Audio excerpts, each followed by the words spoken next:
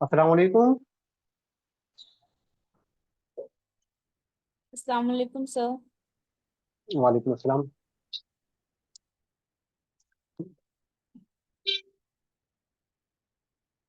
तो आप लोगों की काउंसलिंग कल से शुरू हो रही है। तो ऑल द बेस्ट आप लोगों को। सभी लोग कोई ना कोई सीट आपकी चॉइस की मिल जाए। तो ऑल इंडिया है, फिर अपना स्टेट वगैरह कुछ स्टेट के जो हैं आगे एक राउंड जब इसका हो जाएगा तो अमूमन सारे स्टेट के भी आ जाएंगे शेड्यूल। ठीक है। तो कुछ बेसिक चीजें हैं वो मैं आपको बता देता हूँ आज, क्योंकि अभी तो रजिस्ट्रेशन प्रोसेस शुरू नहीं हुआ है। तो रजिस्ट्रेशन फॉर्म में क्या चीजें हैं वो सारी चीजें तो अभी पता नहीं है। बट आपको वहाँ पे डेमो में मिल जाएगा, उसमें जब आ जाएगा। बहुत इजी प्रोसेस होता है, कुछ खास नहीं होता है। तो सबसे पहले बात यह है, सबसे इंपॉर्टेंट बात यह है कि आप लोग फॉर्म कोशिश करिए, अगर आप एक्सपर्ट हैं तो खुद भरिए, नहीं तो किसी एक्सपर्ट्स के ही थ्रू अपना काउंसलिंग फॉर्म फिलअप कराइएगा। ठीक है। कोई गलती ना हो, बाकायदा कई बार क्रॉस मैच करिए। कोई भी आप डाटा एंट्री कराते वक्त आपका कोई भी डाटा जा रहा है तो परफेक्ट हो, कोई गलती ना हो, ये बहुत ध्यान देने की जरूरत होती है। अदरवाइज थोड़ी की वजह से आपको परेशान किया जा सकता है। ठीक है। आवाज प्रॉपर आ रही है ना आप लोगों को? Yes sir. Yes sir. ठीक है। तो सबसे पहले आप काउंसलिंग के शेड्यूल को जान लीजिए। आपका जो ये काउंसलिंग शेड्यूल है, इसमें जो है 3 राउंड, जो मेन राउंड होते हैं आपके, वो 3 राउंड में होता है all India. First round, second round, third round. Third round ही मॉप अप राउंड होता है। ठीक है। जिसको पहले मॉप अप बोलते थे वो थर्ड राउंड के नाम से जाना जाता है। यानी जो सीटें हैं कैटेगरी वाइज जो बची हुई थी और उसमें अलॉटमेंट नहीं हुआ, कैटेगरी का कोई नहीं मिला, तो इसमें शफल हो जाती है, फिर ओपन हो जाती है वो थर्ड राउंड में जाके। ठीक है। थर्ड राउंड के बाद दो और बैक होती है, स्टे वैकेंसी के नाम से होती है। स्टे वैकेंसी में वो सीटें होती हैं, उन लोगों को अलॉट किया जाता है जो कहीं पे सीट जिसको अलॉट नहीं होता है। मतलब जो थर्ड राउंड तक एडमिशन पा चुके होते हैं उन्हें फिर स्टे वैकेंसी में कोई सीट नहीं दिया जाता, और ना ही अपग्रेडेशन के लिए अलाउ किया जाता है कि आप थर्ड राउंड में जो सीट पाए हैं आप सोच रहे हैं अपग्रेड हो जाएं। तो ऐसा नहीं है, एक्चुअली में ये इसलिए किया गया है ताकि जो बची खुची सीटें किसी वजह से रह गई हैं, किसी ने लेके एडमिशन छोड़ दिया है, तो वो सीटें अलाट होती हैं यहाँ पे। तो थर्ड राउंड में आप जो भी लेना है सब कुछ वहीं फिनिश। जिन लोगों को सीटें नहीं मिली होती हैं स्टे वैकेंसी सिर्फ उन्हीं के लिए होता है। बस यूं समझ लीजिए जुमले में। ठीक है। जिसमें स्टे वैकेंसी के भी 2 राउंड होते हैं। फर्स्ट राउंड में आपको चॉइस फिलिंग के ऑप्शन दिए जाएंगे। सेकंड में कुछ नहीं दिया जाएगा। जो भी चॉइस आपकी पहली राउंड में स्टे की रहती है उसी को कंटिन्यू मान लिया जाता है और उसी सीक्वेंस में आपको सीट अलॉट कर दिया जाता है। तो ये बेसिक छोटी मोटी मोटी चीजें थी। अब आइए बताते हैं आप लोगों को। सबसे पहला कुछ लोग इतने क्वेरी आए थे कि 8 और 9 सितंबर, माइक सब लोग म्यूट कर लीजिए। 8 और 9 सितंबर का जो ये दिया था आप लोगों को पहले, उसमें इसमें दिया था कि जो वेरिफिकेशन है tentative seat matrix by EECC या NCSM, एक्चुअली में ये कुछ नहीं है, आप लोगों के काम की चीजें नहीं है। जितने भी राउंड की हैं जो भी सीटें जो कॉलेज देता है कि हमारे यहाँ इतनी मांगा जाता है हर कॉलेज से कि आपके यहाँ कितनी PG सीटें हैं, उसका डिटेल दीजिए। तो वही जो सीटें इनको प्रोवाइड की जाएंगी EECC को, वो वेरीफाई करती हैं NCSM से कि हाँ इस कॉलेज में इतनी सीटें हैं कि नहीं है। ठीक है। उसी बेसिस पे सीट मैट्रिक्स तैयार करते हैं। तो इससे आपको कोई लेना देना नहीं होता है। ठीक। इस पे आपको फोकस करने की जरूरत नहीं। अब जो नेक्स्ट आपका स्टेप है वो है कि रजिस्ट्रेशन। तो रजिस्ट्रेशन आपका कल से यानी 10 सितंबर से शुरू हो जाएगा। ठीक है। और वो चलेगा आपका 16 सितंबर तक। तो रजिस्ट्रेशन की जो फर्स्ट काउंसलिंग की डेट है वो 10 से लेके 16 तक है। तो आपको बहुत ज्यादा हड़बड़ी की जरूरत नहीं है कि कल ही जैसे पोर्टल शुरू हो गया तुरंत शुरू हो जाए। आराम से समझिए चीजों को, फिर आप आराम से 1-2 दिन में रजिस्ट्रेशन कराइए। ठीक है। पहली बात। रजिस्ट्रेशन के बाद जो होता है, जब आप रजिस्ट्रेशन कर रहे होते हैं उसके बाद जो होता है पेमेंट करना होता है। तो पेमेंट भी आपको उसी समय से शुरू हो जाएगा। और पेमेंट जो होगा वो 16 तारीख के 5 बजे तक होता है। समझ गए कि नहीं? रजिस्ट्रेशन जो होगा वो 16 तारीख को 2 बजे तक लास्ट टाइम है। उसके बाद रजिस्ट्रेशन नहीं कर पाएंगे, लेकिन पेमेंट 5 बजे तक आप कर सकते हैं। ठीक है। 16 तारीख को। तो रजिस्ट्रेशन के बाद आप जब रजिस्ट्रेशन के स्टेप आएंगे फिर पेमेंट का स्टेप आएगा, आप पेमेंट करेंगे। पेमेंट का मतलब ये होता है जो रजिस्ट्रेशन फीस है और जो सिक्योरिटी मनी है। ठीक। तो सिक्योरिटी मनी अभी मैं आपको बताऊंगा किसका कितना लग रहा है। रजिस्ट्रेशन फीस किसका कितना लग रहा है। वैसे सिक्योरिटी मनी अगर कोई प्राइवेट कॉलेज या डीम्ड यूनिवर्सिटियों में लेना चाह रहा है एडमिशन तो 50,000 है, और किसी भी कैटेगरी का कोई हो सिक्योरिटी मनी 20,000 है। गवर्नमेंट कॉलेज यानी ऑल इंडिया इंस्टीट्यूट कोई हो, नेशनल इंस्टीट्यूट हो या गवर्नमेंट एडेड कॉलेज हैं, उन तमाम कॉलेजों में जो आपकी फीस लगेगी सिक्योरिटी वो 20,000 लगेगी। और डीम्ड यूनिवर्सिटियों में 50,000, ये सबके लिए है। अब रजिस्ट्रेशन फीस में थोड़ी सी कैटेगरी वाइज कंसेशन है, किसी का 1,000 है, किसी का 2,000, जो अभी मैं बता दूंगा। तो आप मान के चलिए अगर गवर्नमेंट कॉलेज पूरा लेना है तो उसमें आपके पास 21,000 और 22,000, अगर किसी कैटेगरी के हैं तो 21,000 एससी वगैरह के, और अदरवाइज 22,000 आपके लगने हैं। और अगर प्राइवेट में आप लेना चाह रहे हैं तो 55,000 रुपये आपके पूरे लगेंगे फर्स्ट काउंसलिंग में। ठीक। तो फर्स्ट काउंसलिंग का जो पहला प्रोसेस है आपका वो है रजिस्ट्रेशन, यानी आपको टाइम मिलेगा बाकायदा, आप रजिस्ट्रेशन करिए, पेमेंट करिए, सारे चीजें। उसके बाद 13 तारीख जो आएगा, 13 तारीख यानी जो रजिस्ट्रेशन का प्रोसेस होता है, चॉइस फिलिंग का प्रोसेस होता है, इन बिटवीन आप जैसे 13 तारीख से चॉइस फिलिंग शुरू हो जाएगा, तो आप रजिस्ट्रेशन भी उस पीरियड में कर सकते हैं। समझ गए कि नहीं, लेकिन चॉइस फिलिंग 13 से ही शुरू होगा। तो 13 से पहले पहले आपकी सीट मैट्रिक्स आ जाएगी, अभी आई नहीं है, हो सकता हो कल ही दे दें, अपलोड कर दें, क्योंकि आज वेरिफिकेशन हो जाएगा तो कल सीट मैट्रिक्स भी आ जाएगी। तो ये जो सीट मैट्रिक्स है वो 13 तारीख को आपको, उसी के बेसिस पे आप चॉइस फिलिंग करेंगे। चॉइस फिलिंग में जो रहेगा, आप जितनी भी सीटें हैं वो सीटें आपको शो होंगी, आप जिस तरीके से पेमेंट किए रहेंगे, अगर गवर्नमेंट का किए रहेंगे तो गवर्नमेंट की सारी सीटें आपको शो होंगी, प्राइवेट वाला भी ऐड किए रहेंगे तो प्राइवेट वाली भी सीटें आपको शो होंगी, अगर नहीं किए रहेंगे सिर्फ गवर्नमेंट का तो सिर्फ गवर्नमेंट सीटें आपको शो होंगी। ठीक। अब इसमें क्या होगा, जो चॉइस फिलिंग शुरू होगी वो 13 तारीख से शुरू हो जाएगी, और ये आपका 16 तारीख तक चॉइस फिलिंग का पूरा होता है, 11:55 तक। ठीक। लॉकिंग जो होता है वो होता है 2 PM से लेके 11:55 PM तक, 16 तारीख को।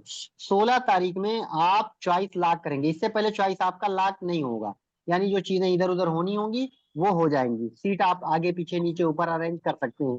बट 16 तारीख के 2 बजे के बाद आप चॉइस लॉक कर देंगे, तो लॉक करने के बाद फिर आप कुछ नहीं कर सकते। जो लोग लॉक नहीं कर पाते हैं बाय द वे किसी वजह से, तो उनका ऑटोमेटिक लॉक हो जाएगा।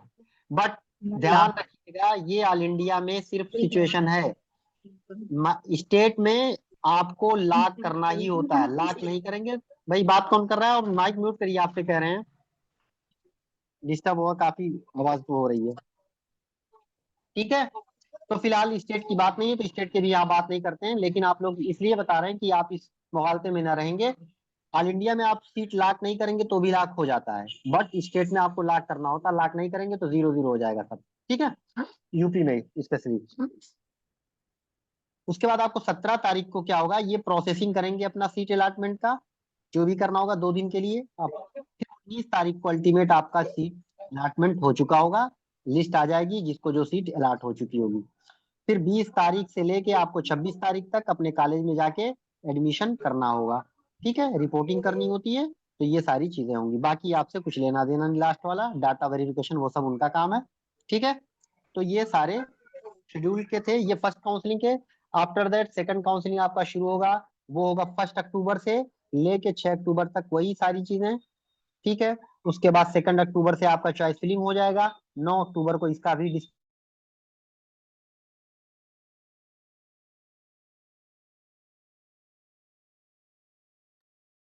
सर आपकी आवाज नहीं आ रही है।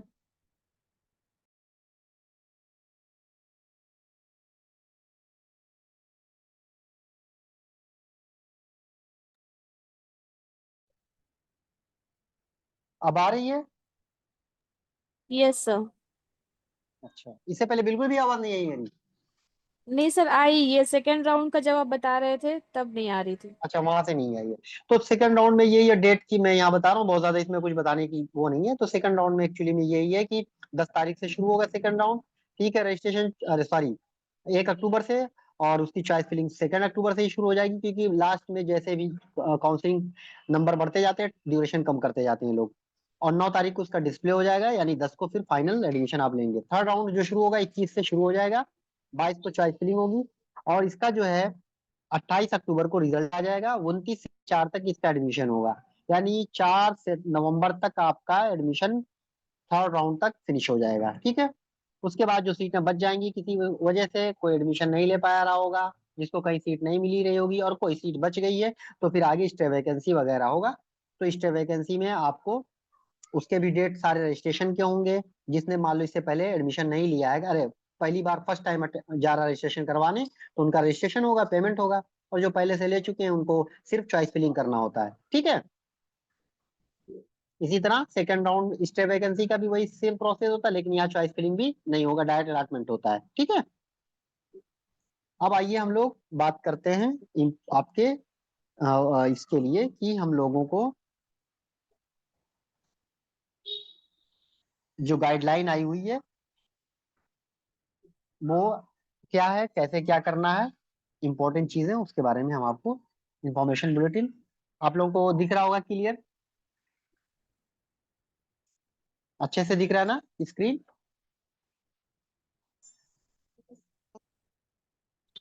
Sir Yes, sir. ठीक है। Yes, sir. हाँ, सर थोड़ा वॉल्यूम बढ़ाए ना। वॉल्यूम बढ़ाएं? वॉल्यूम तो एकदम फुल है अपना, वॉल्यूम बढ़ाएं? सर अब मेरा आ तो रही कि नहीं है? चलिए, तो मेरी आवाज तो मैं तेज बोलता भी हूँ और क्लियर कोशिश कर रहा हूँ, और वो नेटवर्क भी प्रॉपर है। तो ये हमारा जो है इंफॉर्मेशन बुलेटिन आप लोग एक बार अपलोड कर लीजिएगा जरूर और देख लीजिएगा। जो बेसिक चीजें इसमें मैं वो बता देता हूँ इम्पोर्टेंट, वो बहुत सारे उससे 70-72 पेज का है। तो सबसे पहले ये है, सबसे इम्पोर्टेंट चीज इसमें आपको पढ़ना है कि जो आपने एप्लीकेशन में इंफॉर्मेशन दिया था, ठीक है, एप्लीकेशन फॉर्म फिल करते वक्त जब भी आईपीजीटी का आपने फॉर्म भरा था, तो जो चीजें आपने दी थी वही चीज आपको सारे इंफॉर्मेशन यहाँ फिल करने, उसमें कोई चेंजिंग आप नहीं करेंगे। मोबाइल नंबर और ईमेल आईडी जो आपने वहां दिया था वही मोबाइल नंबर और ईमेल आईडी होना चाहिए आपका, ठीक है।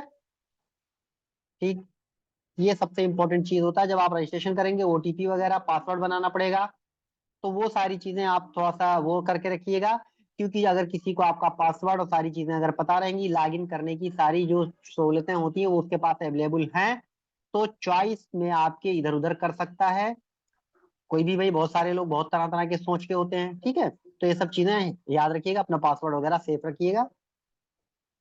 दूसरी बात यह है कि इम्पोर्टेंट, जैसे आपने जो कैटेगरी वगैरह अप्लाई किया होगा, ठीक है, एप्लीकेशन में कि हम ईडब्ल्यूएस में है, ओबीसी में है, जो भी है वही कैटेगरी का आपको यहाँ पे बेनिफिट मिलेगा, नया आपका कुछ नहीं ऐड होगा, ठीक, समझ गए। तीसरी बात यह है कि जो ये काउंसलिंग होगी पूरी की पूरी फर्स्ट सेकंड थर्ड और स्टे 1 2 के नाम से पूरा चलेगा, ठीक है।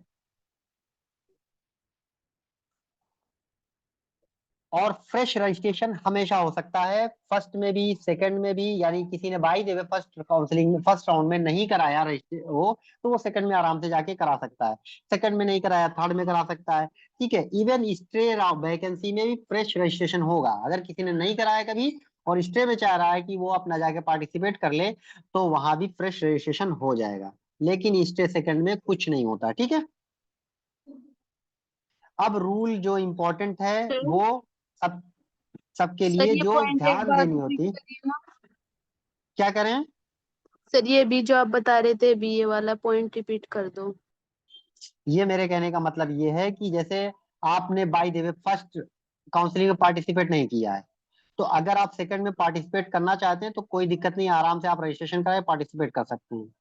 बाय द वे किसी ने सेकंड में भी नहीं किया है, थर्ड में पार्टिसिपेट करना चाहता है, तो थर्ड में फ्रेश रजिस्ट्रेशन, फ्रेश का मतलब होता है इससे पहले उसने पार्टिसिपेट नहीं किया है, समझ गए कि नहीं। तो फर्स्ट सेकंड थर्ड और स्टे फर्स्ट तक अलाउ है, सर एक स्टे क्वेश्चन। सेकंड में फ्रेश रजिस्ट्रेशन नहीं हेलो। होगा। हाँ। Hello sir. सर ये पूछना हाँ था सर, बताइए। क्या कहते हैं कि जो एक पॉइंट दे रखा है जिसमें जो एड्रेस हमने एनटी के एआई पीजीटी के उसमें उस टाइम भरा था रजिस्ट्रेशन के टाइम पर, हाँ, वही सब कुछ भरना पड़ेगा अगर जैसे एड्रेस इशू तो नहीं आएगा? देखिए जो भी सारी चीजें आपको मैंने अभी बताया, सारी चीजें एज इट इज आप भरेंगे, कोई चेंजेस नहीं करेंगे। जो आपने वहाँ डिटेल इंफॉर्मेशन दिया था, मोबाइल नंबर ईमेल आईडी आपका नाम date of birth college institute जो भी था, कोई भी चेंजेस नहीं होता है, समझ गए। अब आइए जो सबसे ज्यादा इंपॉर्टेंट है आप लोगों को, जिस पे बहुत ज्यादा फोकस करनी है, इसको बहुत अच्छे से सुनिएगा, ठीक है, और स्क्रीनशॉट वगैरह जो भी ले लीजिएगा और समझिएगा। फ्लो चार्ट पूरा बना के इसी में दीजिए, और पूरी कहानी इसी के अराउंड घूमती है पूरी काउंसलिंग की। जैसे आप पहली काउंसलिंग शुरू हुई फर्स्ट राउंड की, ठीक है, तो उसके लिए आपने क्या किया, रजिस्ट्रेशन करवाया। फर्स्ट काउंसलिंग में आपने रजिस्ट्रेशन करवाने के बाद अपना पेमेंट किया फी, डिपॉजिट मनी जो भी होता, सारी चीजें की। सीट लॉक कर दिया, चॉइस फिलिंग आएगी आपकी, चॉइस अपने हिसाब से जो आपको प्रेफर सब्जेक्ट होगा वो आप ऊपर रखते जाएंगे। उसके बाद इस तरीके से सारे सब्जेक्ट आप चूज कर सकते हैं, ऐसा नहीं है कोई लिमिट होता है। सबसे पहली बात ये भी जान लीजिए, लास्ट ईयर एक बच्चे ने गलती की थी फर्स्ट काउंसलिंग में, कि उसने सिर्फ वो समझ रहा था 3 चॉइस भर सकते हैं। तो आप सीट जितने हैं, सपोज दैट ऑल इंडिया कोटे से 200 सीटें रहेंगी, तो चॉइस 200 के 200 भर सकते हैं आप, ठीक है। आप ऑर्डर वही रखेंगे जिस ऑर्डर में आपको चॉइस चाहिए। फर्स्ट ऑर्डर पे जो सबसे प्रेफरेबल आपका ब्रांच होगा, सब्जेक्ट होगा, और ये भी नहीं कि कॉलेज कोई स्पेसिफिक रहेगा, किसी भी कॉलेज की किसी भी ब्रांच को आप उठा के ऑर्डर में रख सकते हैं। ऐसा नहीं कि जब ये नियम की सीट आप भर रहे हैं तो खाली नियम के ही वहां पे सब्जेक्ट आए ऑर्डर में, ऐसा कुछ नहीं है। पहले नंबर पे मान लो आपने अलीगढ़ की कोई सीट मौलजात की उठा के रखी है, दूसरे नंबर पे आप नियम की गायनी रख सकते हैं, कोई इशू नहीं है। वो आपका जो चॉइस होगा, सब्जेक्ट चॉइस रखिएगा, कॉलेज चॉइस रखिएगा, ठीक है। बात समझ में आ रही है? जी सर। अब देखो राउंड 1 में क्या काम सर होगा आपका, सबसे इंपॉर्टेंट। राउंड 1 में एक्चुअली में क्या होगा, जब आप काउंसलिंग करा लिए, मतलब आपने जो भी चॉइस फिलिंग दी, जो भी सीट मैट्रिक्स आई उसके हिसाब से, अब उसमें 2 कंडीशन पैदा हो सकती है। एक तो ये होगा कि किसी को सीट अलॉट होगा और किसी को नहीं होगा, दो ही बात होगी, ठीक है। जिसको नहीं अलॉट हुआ सीट, कोई दिक्कत नहीं, वो सेकंड राउंड में जाएगा, ठीक है, उसके लिए तो कोई इशू ही नहीं है। जिसको अलॉट हो गया, अब उसके पास ऑप्शंस होते हैं, ये तो या क्या करे वो, फ्री एग्जिट कर दे, यानी रिपोर्ट ही ना करे कॉलेज में जाके। इसको आजादी है पूरी तरीके से कि फर्स्ट सीट अलॉट हो गई लेकिन आप कॉलेज मत जाइए रिपोर्ट मत करिए, उसी को कहते हैं फ्री एग्जिट। आप फ्री हैं, आराम से कॉलेज मत जाइएगा, अलॉट हो गई ये सीट, नहीं लेना है छोड़ दीजिए एज इट इज। आपके जो फीस आपने सबमिट किया है, कौन सा फीस, जो 20,000 आपकी रहेगी मनी सिक्योरिटी, वो आपको मिल जाएगी, कोई दिक्कत नहीं रहेगा। अगर आपने सीट अलॉट हुई और ज्वाइन कर लिया, फर्स्ट काउंसलिंग की अभी मैं बात कर रहा हूँ, फर्स्ट तक सोचिएगा, सेकंड में अभी मत सोचिएगा। अगर आपने सीट अलॉट हुई और जाके कॉलेज को ज्वाइन कर लिया, तो ज्वाइन करने के बाद अब आपके पास 2 ऑप्शन होते हैं। पहला ऑप्शन होता है कि आप जो सब्जेक्ट ने आपने चाहिए था वो आपको मिल गया है, और आप कुछ नहीं कराना चाहते हैं तो आप कंटिन्यू करिए, कोई मतलब नहीं है, ठीक है। और अगर आप चाहते हैं कि मेरा अपग्रेडेशन हो, ठीक, यानी सेकंड काउंसलिंग में आप पार्टिसिपेट करना चाह रहे हैं, तो आप क्या करेंगे, कॉलेज में एडमिशन के टाइम जब जाएंगे उस समय बिलिंग फॉर्म एक भराया जाएगा कि मैं सेकेंड राउंड में पार्टिसिपेट करना चाहता हूँ। वो बिलिंग फॉर्म आप भरेंगे और आप अपग्रेडेशन के अलावा हो जाएंगे। यानी आपको उससे अच्छी ब्रांच अगर कहीं भी मिल रही है सेकंड राउंड में, तो आप सेकंड राउंड में बाकायदा सिर्फ चॉइस फिलिंग करनी होती है, आप वहां पे एंट्री मारेंगे और फिर आपको चॉइस फिलिंग भरा जाएगा। जो सीट आपको, अगर आपने अपने प्रेफरेंस में दिया है, वो सीट अलॉट हो गई, तो वो अलॉट हो जाएगी, आपकी पहली वाली सीट खाली हो जाएगी, आपको वो सीट नहीं मिलेगी, जो आपने चॉइस में पहले पे रखा हुआ वही मिल जाएगी। बाय द वे, अगर आपको आपके चॉइस के हिसाब से सीट नहीं मिल पाई है, तो जो आपको सीट फर्स्ट में मिली थी वो आपकी महफूज रहेगी, ठीक है। बात समझ गए? अब दूसरी एक कंडीशन ये आती है कि आपने कॉलेज अलॉट हो गया और विलिंग करके अपग्रेडेशन में चले गए, ठीक, ये सारी चीजें हो गई। अब आप बिलिंग करके जब अपग्रेडेशन में आ गए तो सेकंड राउंड में आ रहे हैं पार्टिसिपेट। तो फर्स्ट काउंसलिंग में जिसने एडमिशन ली वो भी आ सकता है, जिसने सेकंड में, जो नहीं लिया वो फिर दोबारा फ्रेश फॉर्म फिल कर सकता है, चॉइस, क्योंकि फिर एग्जिट कर दिया है, रिपोर्ट नहीं किया है, तो सेकंड में वो फिर आ जा सकता है, आके सिर्फ चॉइस फिलिंग भरनी होगी। जिसको सीट अलॉट नहीं हुई वो भी यहाँ आ जा सकता है और वो चॉइस फिलिंग फ्रेश भर देगा। जिसको सीट अलॉट हो चुकी है अपग्रेडेशन के लिए वो यहाँ भर देगा। समझ गए कि नहीं? अब सेकंड काउंसलिंग में कंडीशन कुछ पेचीदा बनना शुरू होता है, यहाँ ध्यान दीजिएगा। सेकंड काउंसलिंग में ये हो सकता है, आप पार्टिसिपेट जब किए तो आपको सीट अलॉट हो गई, जो सेकंड काउंसलिंग में आपको सीट अलॉट हो गई, अब आप चाहें तो उस सीट को छोड़ सकते हैं या ज्वाइन कर सकते हैं। अगर ज्वाइन करेंगे तो कोई दिक्कत नहीं, आप कंटिन्यू जाके रिपोर्ट करिए, ज्वाइन कर लीजिए। लेकिन सीट अगर अलॉट हो गई है और आपने उसको छोड़ दिया, यानी आप नहीं चाहते एडमिशन लेना, तो आपका जो फीस आपने जमा किया सिक्योरिटी मनी, वो आपकी जब्त हो जाएगी। सेकेंड राउंड में सीट अलॉट होने के बाद अगर आप ज्वाइन नहीं करते जाके तो आपका ये मनी जब्त हो जाएगा। फिर आपको थर्ड राउंड में अलाउ तो किया जाएगा, लेकिन फिर से आप क्या करेंगे, फिर से री रजिस्ट्रेशन करेंगे, पूरा अमाउंट जमा करेंगे, फिर पार्टिसिपेट करेंगे। समझ गए कि नहीं? अगर जिसको अलॉट नहीं हुआ है सेकंड राउंड में तो वो क्या करेगा, थर्ड राउंड में एंट्री मारेगा। थर्ड राउंड में एंट्री मारने के बाद वो डायरेक्ट, उसको चॉइस फिलिंग सिर्फ भरनी है, वो एडमिशन के लिए सीट के लिए होगा अगर उसको सीट मिल गई। अब इस कंडीशन में आपके पास कोई ऑप्शन नहीं होता है। थर्ड राउंड में अगर आपको सीट अलॉट हो गई तो उस अलॉटमेंट होने के बाद सीट को आपके पास ऑप्शन सिर्फ एक है, या तो एडमिशन लीजिए या वो साल भूल जाइए। अगर आपने थर्ड राउंड में एंट्री मार दिया है और सीट आपको अलॉट हो गई है, हर हाल में आपको या तो वो सीट लेना होगा, अदरवाइज आप बार्ड हो जाएंगे। पूरे इंडिया में किसी भी, चाहे स्टेट के थ्रू या ऑल इंडिया के थ्रू, फिर फर्दर स्टे वगैरह में किसी में भी आप एलिजिबल नहीं होंगे। बात समझ में आ गई? Yes sir. जी सर।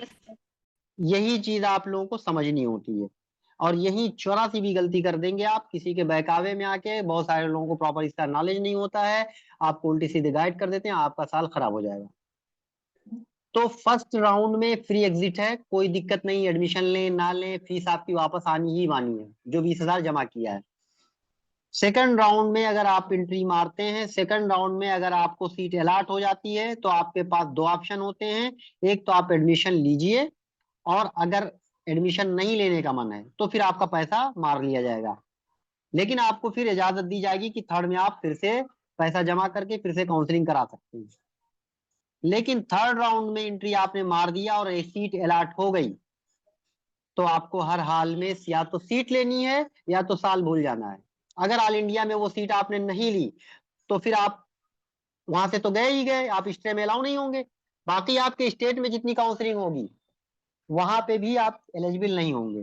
कोई भी वहां चाहे पहली काउंसलिंग चल रही हो, कोई दिक्कत नहीं है, आप एलिजिबल नहीं होंगे। ठीक है? सर एक और जिन क्वेश्चन पूछना था। अभी रुक जाओ, अभी रुक जाओ, फाइनल कर लेने दो।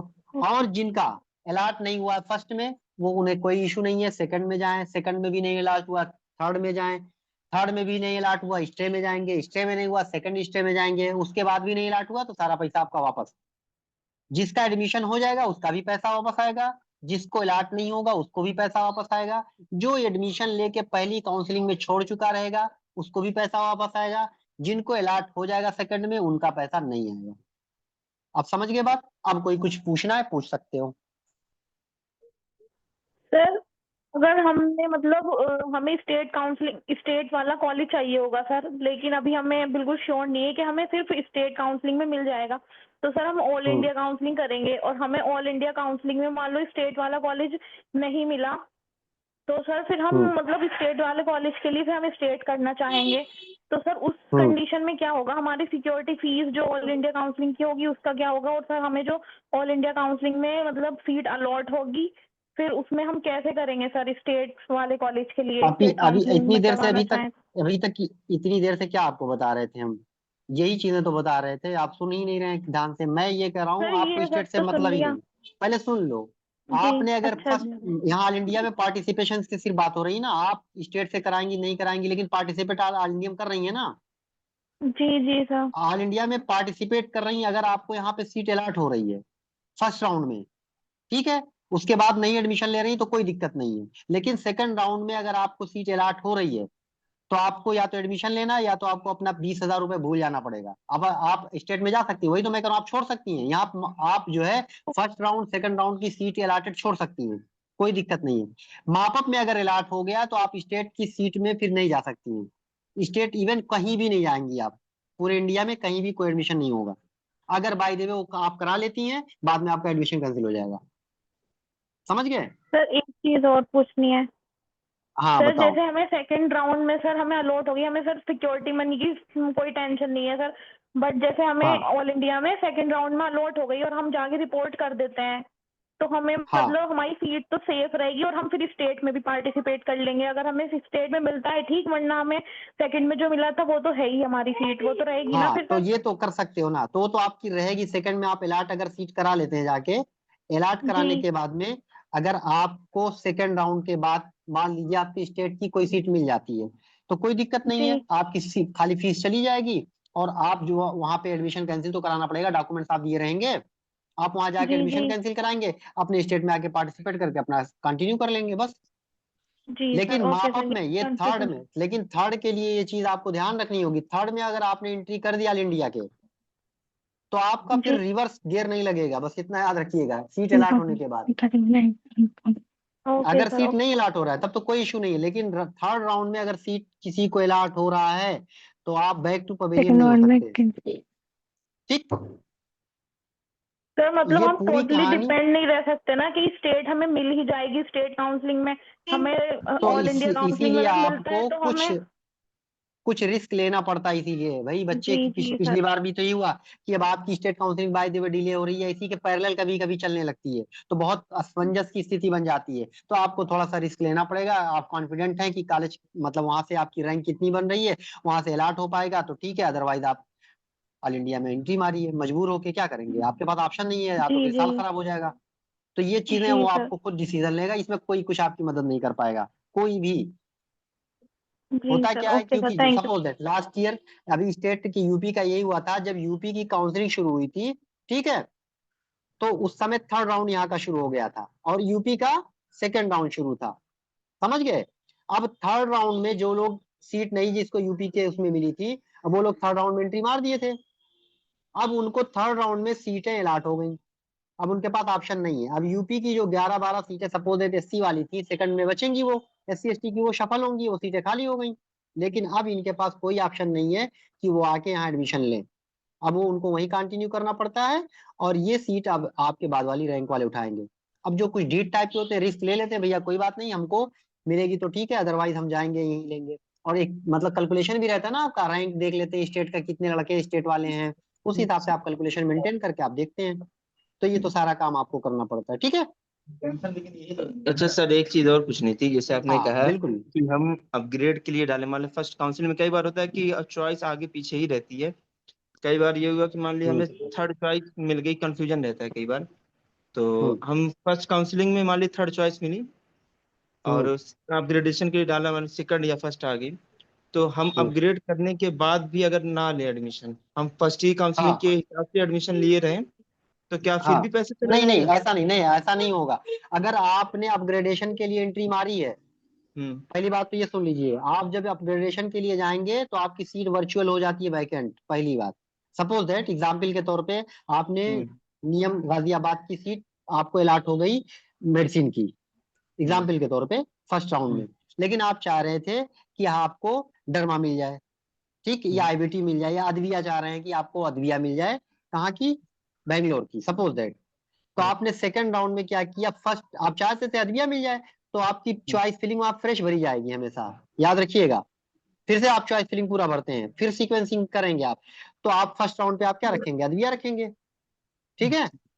अब आपको अच्छा, ये अगर अदविया बाउंडेशन है नहीं लाट, है, ये बाउंडेशन नहीं नहीं है कि हम फाउंडेशन, फर्स्ट काउंसलिंग में जो सीक्वेंस बनाए नहीं थे, नहीं, ये कुछ नहीं, नहीं अपग्रेडेशन नहीं, में फिर भी से सब, सीक्वेंस बना सकते हैं? नहीं नहीं, सब फ्रेश चॉइस रहता है, अच्छा, खाली स्टेट अपग्रेडेशन सेकंड के में लिए ये सब फ्रेश है। रहता है। ठीक। अपग्रेडेशन में आप जो चॉइस देंगे उसी चॉइस के रिगार्डिंग, अगर आपको अब अदविया मान लो फर्स्ट चॉइस पे रख दिया सपोज दैट, और अदविया हम्म। आपको अलाट हो गई, हम्म। ये अलाट हो गई, तो आपकी वो जो पहली की सीट थी मौलेजात की, वो कैंसिल हो, वो ऑटोमेटिक, हम्म। आपको वो सीट नहीं, क्योंकि वो दूसरे को वहीं तुरंत अलाट हो जा रहा है, क्योंकि आपने बिलिंग हम्म। दे दिया है कि हम अपग्रेड चाह रहे हैं, तो वो सीट आपकी खाली दिखाई जाती है। तो कोई दूसरा अगर है वो चाह रहा है, तो उसको मिल जाएगा, आपको अपनी चॉइस मिल जाएगी।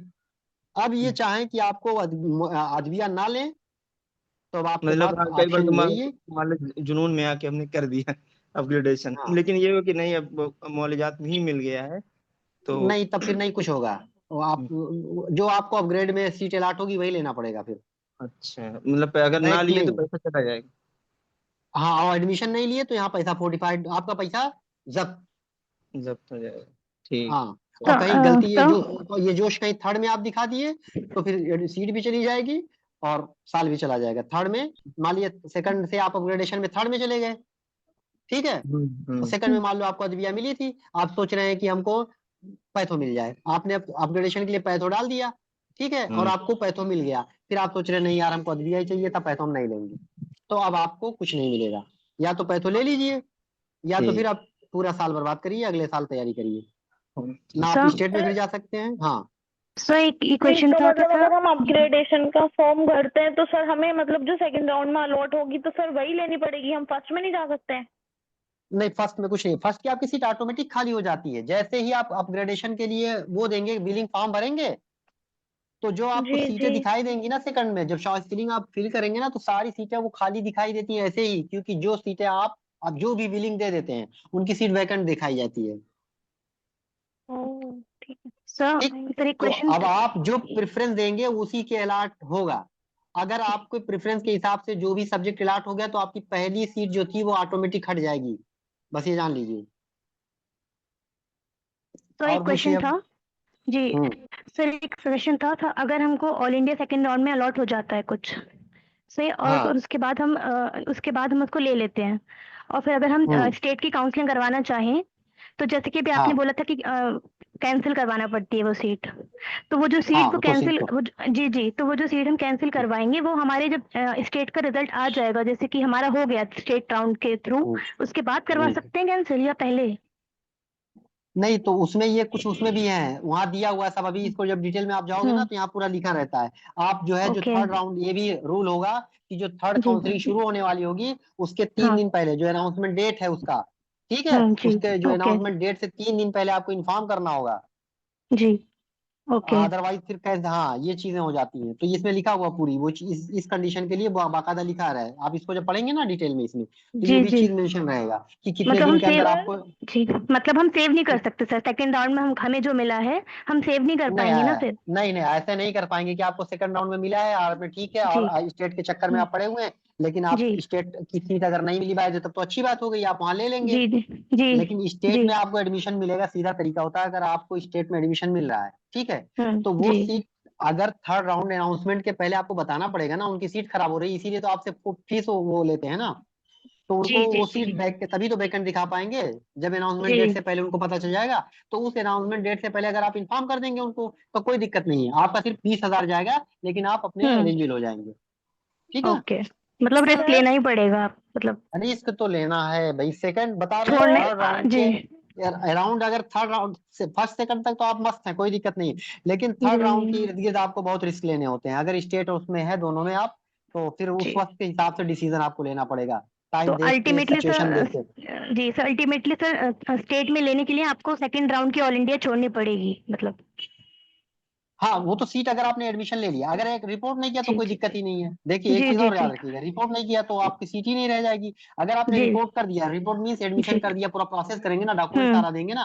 अब स्टेट हम्म। में आने के लिए सबसे पहले तो आप मान लीजिए वहां कुछ ना करें, तब भी आपको स्टेट में आने के लिए आपको डॉक्यूमेंट चाहिए कि नहीं चाहिए, जी। जब आएंगे एडमिशन के लिए, तो हाँ डॉक्यूमेंट्स कहाँ ठीक। रहेगा। एक बात, दूसरी जी। बात यह है कि जो थर्ड राउंड की काउंसलिंग, उससे रूल है, थर्ड राउंड की हम्म काउंसलिंग के स्टार्ट होने से पहले अगर आपको सीट छोड़नी है, तो 3 दिन पहले हम्म आपको बता देनी पड़ेगी कि मैं सीट छोड़ना चाहता हूँ, एडमिशन कैंसिल कर दीजिए, तो आप हम्म हो जाएंगे। अदरवाइज वो आप वापस राउंड शुरू होके होने के बाद आप ये मान लिए जाएंगे, आप सीट नहीं छोड़ सकते हैं, ओके या सर, तो फिर थैंक यू। सीट छोड़ेंगे तो फिर अलाइन हो जाएगा, ठीक है, जी क्योंकि वो थैंक लिस्ट यू। बन के आ जाएगी। जैसे थर्ड राउंड शुरू होगा, तो थर्ड राउंड शुरू होने के बाद में सारी लिस्ट बन के आपकी आ जाएगी कि ये लोग इनएलिजिबल हो गए ओके थर्ड सर राउंड में। सर हाँ ठीक है सर, हमें सेकंड राउंड में जब हम कॉलेज जाएंगे रिपोर्ट सर करने जैसा कि आपने और कहा इंडिया में, कि तो सर वहां पर एक एक हमें मिनट, एक एक सीएम मिनट अपग्रेडेशन रुकिए। का फॉर्म भरना पड़ेगा सर? क्या कह रहे हैं। सर सेकंड राउंड में हमें जैसे मान लो स्टेट काउंसलिंग करनी है, तो हम वहां हाँ पर जाकर फिर अपग्रेडेशन फॉर्म भरना पड़ेगा सर हमें कॉलेज में राउंड सेकंड में जब हाँ, हम जाएंगे रिपोर्ट करने? जब एडमिशन रिपोर्ट करने जाओगे उसी समय हो जाता है, वो पूछते हैं कि अपग्रेडेशन चाहिए, आप कहेंगे हाँ, वो अपग्रेडेशन वहाँ पे शो कर देते हैं, ऑनलाइन रहता प्रोसेस, तो वो सर फिर हम बता स्टेट देंगे। काउंसलिंग कर लेंगे, अलॉट होता है हमें ठीक, वरना फिर सर हम थर्ड राउंड के लिए एलिजिबल हो जाएंगे ऑल इंडिया के लिए, थर्ड राउंड के लिए एलिजिबल है ना अगर सर? स्टेट में आप कैसे, किस सर कंडीशन में अगर थर्ड राउंड में हमने एलिजिबल? मतलब सर हमें मतलब हाँ, तो सेकंड राउंड में अलॉट हुआ कॉलेज, हम रिपोर्ट करने गए, हमने वहाँ पे अपग्रेडेशन फॉर्म भरा क्योंकि हमें स्टेट काउंसलिंग करनी है, हाँ और अगर हमें हाँ स्टेट काउंसलिंग में अलॉट हुआ तो ठीक है सर, अगर नहीं अलॉट हुआ तो हम फिर राउंड थर्ड में वो हो जाएंगे सर एलिजिबल ऑल इंडिया के लिए, हाँ, फिर थर्ड हमें राउंड में, वहाँ पे हाँ अलॉट तो हो जाएगी आराम राउंड से, हाँ 3 में। वहाँ पे आपको अलॉट हो जाएगा, फिर चॉइस कर सकते हैं, अपग्रेडेशन की जगह पे वहाँ जा सकते हैं, ठीक है। सर फिर भी हमारी वो फीस जाएगी ना सर, वाली राउंड 2 की चली जाएगी सर, रजिस्ट्रेशन दोबारा मतलब सिक्योरिटी मनी दोबारा से देनी पड़ेगी ना सर, उसमें नहीं भाई, वो आपने रिस्क लेना आपने एडमिशन पड़ेगा। ले लिया है तो क्यों नहीं, नहीं आपने एडमिशन ले लिया है ना ऑलरेडी, तो क्यों फीस चली अच्छा जाएगी, फिर से राउंड 2 आपको में नहीं चला देना गया, है। हम रिपोर्ट कर हाँ, दिया। अच्छा आपने तो अच्छा। रिपोर्ट कर दिया ना, फिर रिपोर्ट तो कर दिया तो फिर कोई बात ही खत्म हुई हो जाती, ठीक। अब आइए ठीक मैं है सर। बताऊं आपको सीटों का थोड़ा सा वो क्राइटेरिया, जो गवर्नमेंट कॉलेज होते हैं स्टेट के, जैसे आपका वो है क्या कहते हैं, निजामिया, ठीक है, निजामिया के अलावा पटना, पटना के अलावा लखनऊ, और प्रयागराज यानी इलाहाबाद, भोपाल और चेन्नई, ठीक है, इसके अलावा बेंगलुरु। तो ये जो स्टेट कॉलेज हैं इसके, उस सीटों में 15%, जो भी पीजी की सीटें होती हैं वो 15% सीटें स्टेट की होती हैं, ठीक है। अरे ऑल इंडिया कोटे से जाएंगी, बाकी स्टेट में जाएंगी, ठीक। एक बात, दूसरी बात, जितने नेशनल इंस्टीट्यूट हैं, जैसे आपके नियम हो गए दोनों, ठीक है, और सीसीआरएम हो गए, तो इन चारों कॉलेजों की सीटें 100% ऑल इंडिया कोटे से जाएंगी, जो भी, जैसे वहां 80 सीटें सपोज है तो 80 की 80 ऑल इंडिया कोटे से जाएंगी। तीसरी बात, आपकी एमयू की जो सीट है वो 50% ऑल इंडिया कोटे से जाएगी, और 50% उनका इंटरनल कोटा होता है, वो अपना काउंसलिंग कराएंगे, ठीक है। ये दूसरी बात हो गई आपकी। अब आगे सर आइए। अगर किसी के पास हाँ, स्टेट कोटा नहीं है, सिर्फ ऑल इंडिया कोटा है, तो वो भी स्टेट काउंसलिंग में बैठ सकता है क्या? जब स्टेट कोटा ही नहीं है तो कैसे पार्टिसिपेट करेंगे, स्टेट वाले अलाउ थोड़ी ना करेंगे, प्राइवेट कॉलेज के लिए अलाउ करते हैं।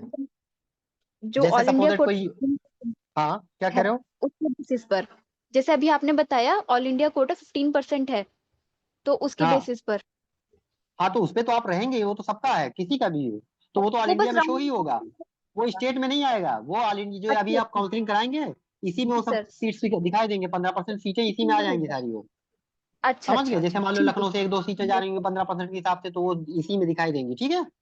अच्छा अच्छा ठीक है सर। अब 50% कितनी, इंटरनल ऑल कोटा इंडिया में एमयू का है। हेलो हाँ सर, 50% एमयू का जो इंटरनल कोटा है, अगर मान लीजिए एक्सटर्नल सब मिल जाता है सही, मतलब अच्छी ब्रांच नहीं मिली, तो फिर इंटरनल हाँ काउंसलिंग तो बाद में होगी, फिर उसका क्या प्रोसेस हाँ, रहता है? अब वो उसके भी वही सिचुएशन रहेंगे कि वो क्या कर रहा है, माप राउंड तक पहले अगर वो छोड़ रहा है वहां पे, तो सेकंड राउंड तक अगर उसने कर दिया तो ठीक है, थर्ड राउंड में अगर उसने सेकंड राउंड में सीट लॉक कर दिया, अपग्रेडेशन के लिए कोई वो नहीं दिया, तो फिर उसको इंटरनल कोटे से नहीं ले पाएगा सीट वो, ठीक है, ऑलरेडी हमारा वो सीट सेम एक वैसे ही ऑक्युपाई कर रहेगा। चुका है। हाँ, सारा कंडीशन अब वही रहेगा, सर ठीक है।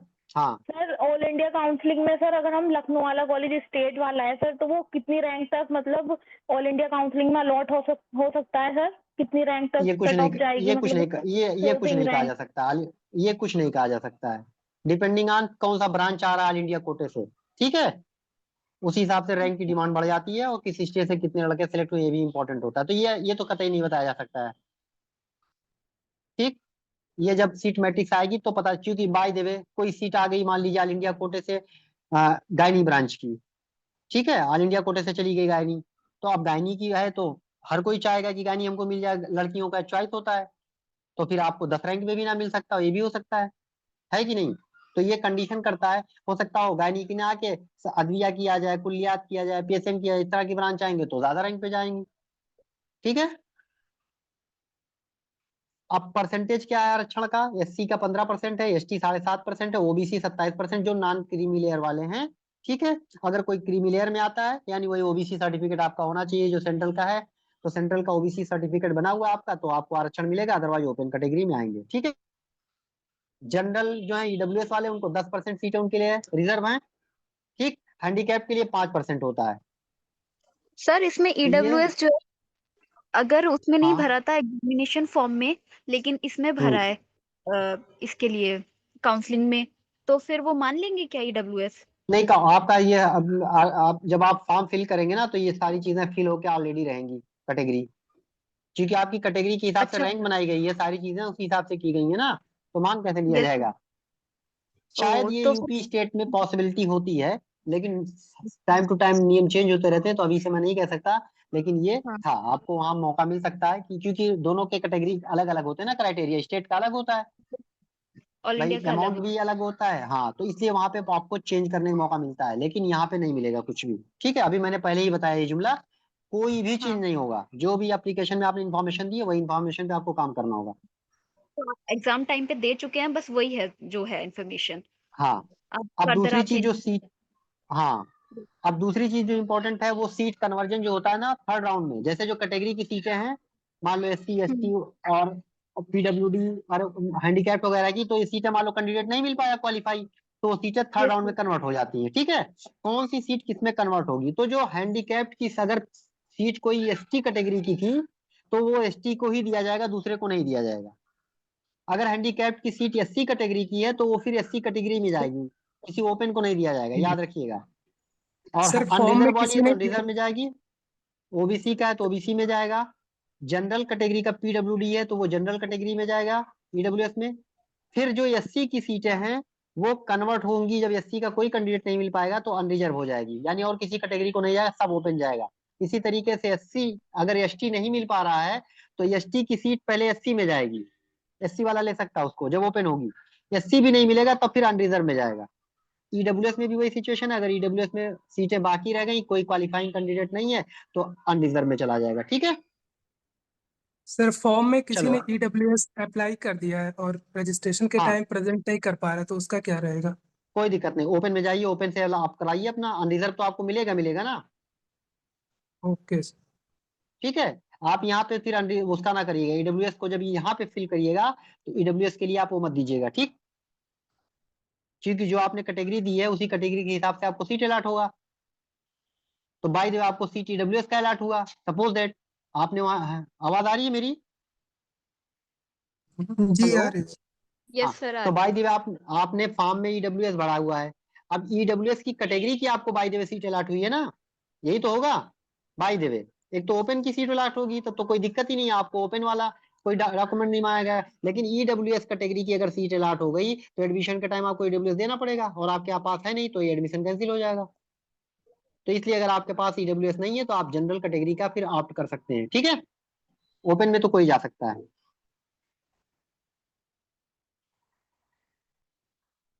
बाकी इन्होंने एक बताया संदेश ऐप डाउनलोड कर लीजिए तो OTP वगैरह सब आपके SMS वगैरह आता रहेगा। और राउंड 1 राउंड 2 के पूरे क्राइटेरिया वहां पे जैसे बना के फ्लो चार्ट दिया, इससे पूरा यहाँ देखो लिख के दिया, आप लोगों को दिख रहा होगा कि क्या क्या कर सकते हैं, एडमिशन होगा तो, नहीं होगा तो, फिर एडमिशन लेके हम कितने दिन के बाद छोड़ सकते हैं, सेकंड में रिपोर्ट करने के लिए पूरी बातें यहाँ देखो लिखी हुई है। ठीक है, मैंने उसको चार्ट में बता दिया, लेकिन ये चार्ट एक बार आप लोग खुद से भी देख लीजिएगा। उसके बाद फिर आप आ जाइए, काउंसलिंग से रिलेटेड कोई खास बात नहीं है। और भाई फीस वगैरह तो बता दें आपको,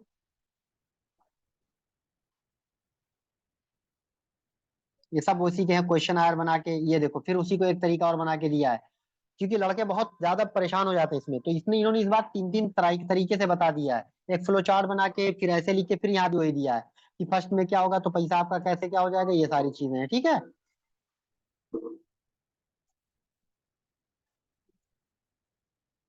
पेमेंट आप जो कर सकते हैं, पेमेंट जैसे फीस आप करेंगे ना, फॉर्म भरने के लिए पूरा प्रोसेस का यहाँ दिया हुआ क्वेश्चनर बना के कि कौन सा क्वेश्चन क्या है, हम कैसे फॉर्म भरेंगे, कैसे फीस सीट फिल करेंगे, तो मैंने बता दिया फिलिंग के लिए कुछ भी नहीं है। आपके जो सीट जितने सारे शो होंगे उसमें सेलेक्ट करते जाइए, नंबरिंग करते जाइए 1 2 पोजिशन पे, वो होता जाएगा चॉइस फिलिंग के। दूसरी बात पेमेंट आपका, तो पेमेंट आप नेट बैंकिंग के साथ, UPI क्रेडिट डेबिट सब चलता है कुल मिला के। ठीक है, सारे आप कर सकते हैं पेमेंट का मोड।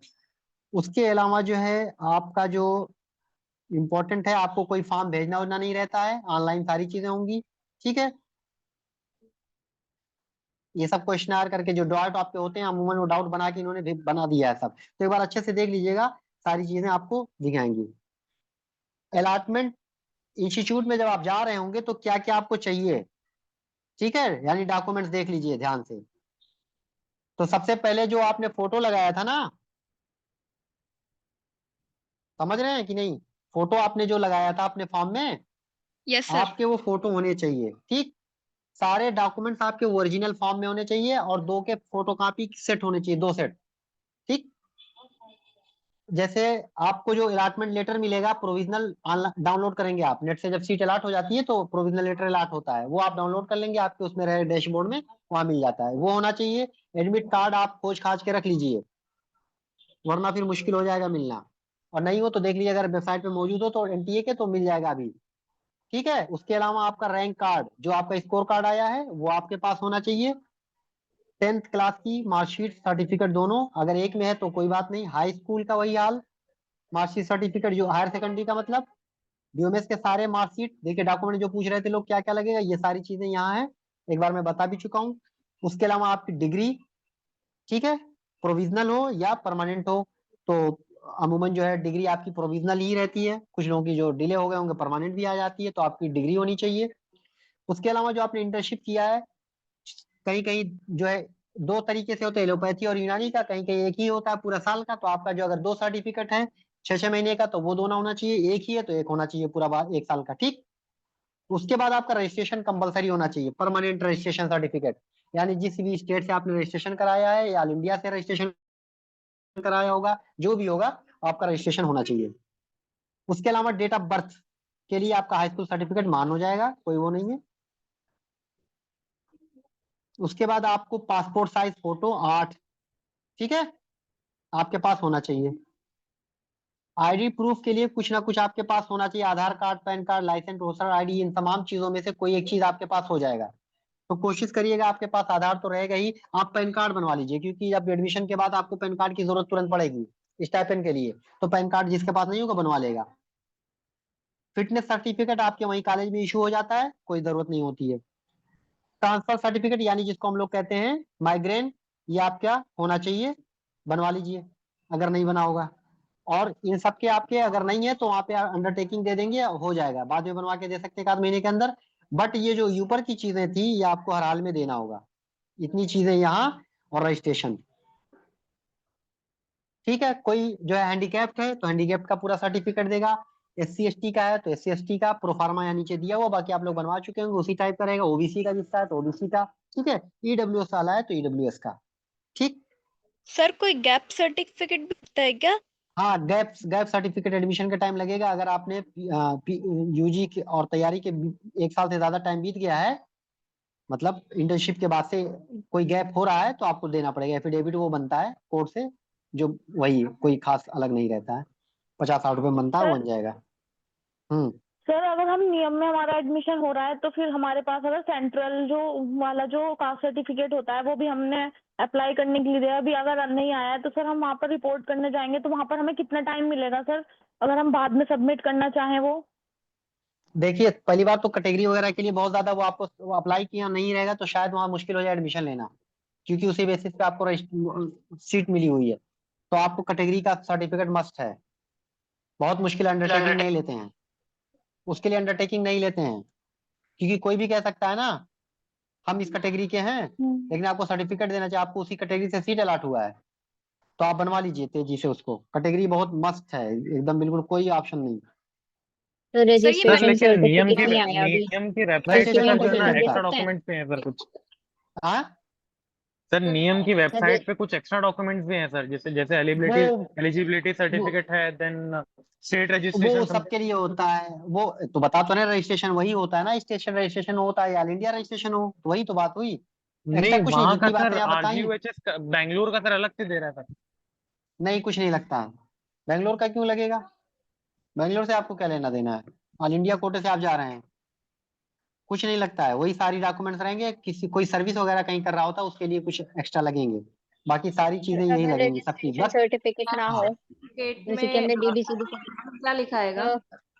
रजिस्ट्रेशन के लिए भाई देखो ये सब कंपलसरी डॉक्यूमेंट्स होते हैं, अब अंडरटेकिंग कॉलेज ले ले रहा तो अलग बात है, वरना ये जान लीजिए कंपलसरी में होता है, हो सकता हो रजिस्ट्रेशन का आपने प्रोसीजर किया है, आप फॉर्म अपना सबमिट करिएगा, अंडरटेकिंग दे देंगे तब तो कोई बात नहीं, ठीक है, लेकिन सर नेसेसरी फॉर्म में तो देखिए सबमिट आपने, कर दिया, वो आने में भी 3 मंथ्स बोल रहे हैं। तो अब वो तो भाई कॉलेज के ऊपर डिपेंड करेगा, वही तो मैं बता रहा हूँ, मे भी आपको ना ले तो आप कुछ कर नहीं पाएंगे, क्योंकि आपको नेसेसरी में दिया हुआ वो आपको सबमिट करना, आप बीओएमएस हुए ही नहीं है, रजिस्ट्रेशन हुआ नहीं है, आप कैसे करेंगे कंटिन्यू, ये सर भी चीजें हो एएमयू जाती में हैं। सेंट्रल वाले की सेंट्रल कास्ट सर्टिफिकेट की जरूरत नहीं है ना एएमयू के लिए? एएमयू में भी सेंट्रल से आप ले रहे हैं तो सेंट्रल की जरूरत पड़ेगी, भैया सेंट्रल के लिए एक्चुअली में पहली बात एएमयू में वो कोई आरक्षण वारक्षण नहीं होता है। एएमयू खाली पीडब्ल्यूडी जाती है सीट, समझ गए? सर तो फिर वहां जरूरत नहीं पड़ेगी ना? देखिए ऑल इंडिया सुनिए, कहीं पे भी ऑल इंडिया से अगर हो रहा सीट आप ले रहे हैं तो ऑल इंडिया का ही आपको कास्ट सर्टिफिकेट देना पड़ेगा, क्योंकि हर राज्य में क्या है, कुछ राज्य में कुछ और कैटेगरी को भी ओबीसी मान लिया गया है, कुछ और कैटेगरी को एससी मान लिया गया है, लेकिन ऑल इंडिया में वो नहीं आते हैं उसमें, इसीलिए लगता है। समझ गए कि नहीं? तो अगर आप ओके स्टेट के सर। थ्रू जिस भी कैटेगरी का ले रहे हैं तो स्टेट फॉर्मेट होना जरूरी है। ठीक, सर अब ऑल आइए इंडिया फीस के बारे में देख लीजिए। हाँ नहीं है, बोलो बोलो। ऑल इंडिया के क्या? लिए डोमिसाइल ना, डोमिसाइल हाँ ऑल इंडिया के लिए, डोमिसाइल जो है लगता है, ऑल जरूरी तो इंडिया कोई नहीं है लेकिन लेते हैं। हाँ लेते हैं आपसे डोमिसाइल के लिए, लेकिन कोई मतलब आप कैसे नेशनलिटी पता चलेगी? आप अच्छा इंडियन हैं, ये भी तो है, यस सर। तो डोमिसाइल सर्टिफिकेट होना चाहिए। सर सर और अगर स्टेट हम के लिए तो आपका ऑल मस्ट हो सर्टिफिकेट इंडिया कहाँ से बनेगा? हाँ गैप सर्टिफिकेट, जी सर। गैप सर्टिफिकेट नहीं बनता, कुछ बता तो रहे हैं, उसका एफिडेविट बनता है। सर एफिडेविट एफिडेविट कहाँ से बनता है? कचेरी, कचेरी से बनता है, जाके वकील के पास जाएंगे, 10 रुपए की स्टाम्प पे बनेगा, उसपे लिखा रहेगा, आप शपथ पत्र देंगे मैं फला फला सर कुछ वो कर रहा था, तैयारी तहसील कर रहा वाले था या बोल रहे हैं कि वो किसके मतलब कौन से कॉलेज के नाम के लिए अलॉट करना है, वो बोल रहे हैं इसमें कौन, तो तो फिर वो अभी जब कॉलेज इसीलिए तो अलॉट हो कोई जरूरत जाएगा। नहीं है, जब कॉलेज अलॉट होगा तब लिखिएगा ना वो सब, ये सब नहीं लिखता, जी कॉलेज नहीं रहता उसमें। उसमें सिर्फ ये लिखना होता है कि मैंने इस 2022 जो आपका 25 है 26 है 24 में मैंने बीएमएस कंप्लीट किया, कंप्लीट करने के बाद में मैं 1 साल 2 साल तैयारी करता रहा, ठीक है, अपनी वो दिखाएंगे आप कहाँ थे, बस और कुछ नहीं होता है, यही लिखना होता है उसमें सर वो तहसील गैप वाले बोल सर्टिफिकेट रहे में। हैं कि आप ये बताइए मतलब कौन से कॉलेज के नाम के लिए नहीं ऐसा बनवाना है। ऐसा कुछ नहीं होता, ऐसा कुछ नहीं होता, आप फॉर्मेट उठाइए देख लीजिए, कहीं फॉर्मेट में मेंशन ही नहीं होता है। ठीक है, फॉर्मेट में सिर्फ आपको बताना होता है, अपना नाम सर दीजिएगा, अपने अब्बू नाम दे दीजिएगा एक शपथ पत्र के सर साथ। अगर हमें अब फादर्स ने बात सुन लिया करिए, बीच में मत इंटरप्ट किया करिए, पूरा कर लेने दिया करिए। पहले आप पूरा अपना नाम देंगे, उसमें एड्रेस सब कुछ लिखेंगे, उसके बाद यही बताएंगे मैंने बीओएमएस 2000 इतने में पास कर लिया था, लेकिन जो है मैं जॉब कर रहा था या तैयारी कर रहा था, इस वजह से 2 साल का मेरा गैप हो गया है, बस इतने लिखना होता है और कुछ नहीं लिखना होता है। तो आप जो बताएंगे तहसील वाले वो लिखेंगे, उनके कहने थोड़ी ना होता है, जो भी बताएंगे वो लिख देंगे, और लगा देंगे, भेज दे देंगे आपको, यही होता है गैप सर्टिफिकेट। इसके लिए परेशान मत होइए, उसके लिए अंडरटेकिंग दे दीजिएगा, कॉलेज में आराम से बनवाते रहिएगा, इसका अंडरटेकिंग ले लिया जाता है। ठीक है, ओके सर। हाँ सर अगर इसके लिए हम बिल्कुल परेशान ऑल होइए। इंडिया काउंसलिंग के थ्रू स्टेट वाले कॉलेज में जाते हैं, अगर हमारा हो जाता है अलॉट, तो फिर सर उसके लिए भी वो चाहिए होगा ना, फिर ये थोड़ी है ना सर, क्योंकि ऑल इंडिया से जा रहे हैं तो फिर सेंट्रल कास्ट सर्टिफिकेट लगेगा उसमें भी ना, लखनऊ में भी। भाई कितनी देर से बता रहे हैं, समझ ही में नहीं पा रहे हैं आप लोग, वही बार बार बार जब आपको जो कैटेगरी अलाट हो रही है ऑल इंडिया से अलाट हो रही है ना, ऑल इंडिया जी के कैटेगरी लिस्ट से ओबीसी की सीट आपको मिली है ना, तो आपको ऑल इंडिया का जी देना सर। होगा ना, स्टेट से क्या लेना देना उससे? हो सकता है आप ओके स्टेट लिस्ट में हो ही ना ओबीसी में। बात समझ रहे हैं कि नहीं? आप काउंसलिंग कहाँ से कर रहे हैं, सारे फॉर्मेट आपको वहां का पूरा करना पड़ेगा, कॉलेज कौन सा मिल रहा है उससे कोई लेना देना नहीं है।